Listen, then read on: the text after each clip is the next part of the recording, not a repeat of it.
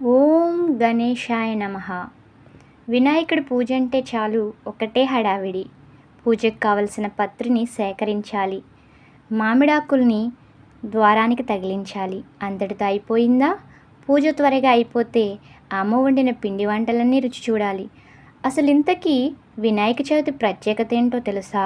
రకరకాల వంటలే కాదు, వినాయకుడిని ఆకులతో పూజిస్తాం. 21 రకాల ఆకులు పూజకు వాడతాం. వీటన్నిటిని కలిపి పత్రి అంటారు. ఆ ఆకులన్నీ ఎంతో విలువైన ఔషధ విలువలున్నవే. వాటిని కొన్ని మందుల తయారీలో వాడతారు. సహజంగా వినాయకుడిని వీలుని బట్టి 3 లేదా 5 లేదా 9 రోజులు ఉంచుతారు. ఆ రోజుల్లో మన పరిసరాల్లో గాలి పత్రిలోని మంచి గుణాలతో నిండిపోతుంది. ఈ పండుగ వర్షాకాలం ముగిసే సమయంలో వస్తుంది కదా. ఈ కాలంలో వచ్చే వర్షాల వల్ల నీరు కలుషితమవుతుంది. దానివల్ల ఎన్నో అంటువ్యాధులు వచ్చే ప్రమాదం పొంచి ఉంటుంది. వాటన్నిటినీ ఈ గాలి తరిమి కొడుతుందన్నమాట.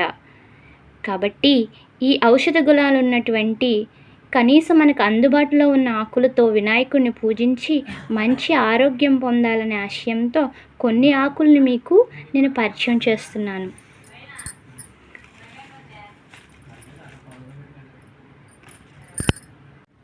వినాయకుడిని పూజించు 21 రకముల ఆకులలో నాకు లభించినటువంటి వాటిలో మొదటిది మాచిపత్రం,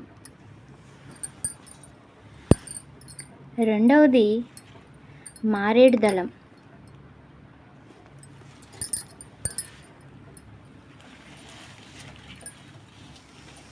గరికలు,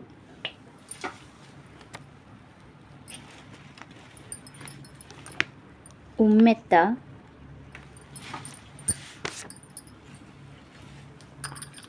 ఉత్తరేణి,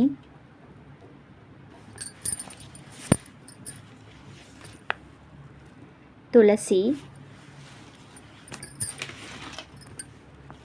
మామిడి,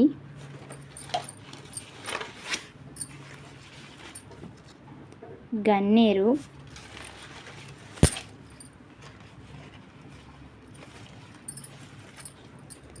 దానిమ్మ,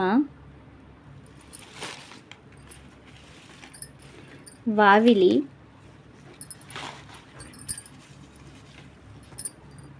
జాజులు,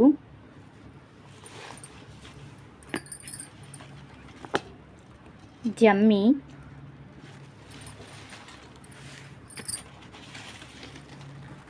రావి,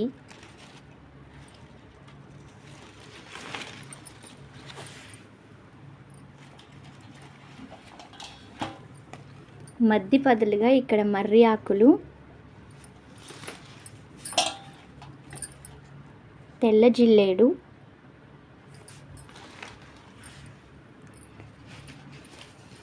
అలాగే ఉసిరి, నేరేడు. మీరు కూడా మీ ప్రాంతంలో లభించినటువంటి రకరకాల పత్రాలతో వినాయకుడిని పూజించి ఆరోగ్యంగా ఉంటారని కోరుకుంటూ మరొకసారి అందరికీ వినాయక చవితి శుభాకాంక్షలు. ధన్యవాదములు.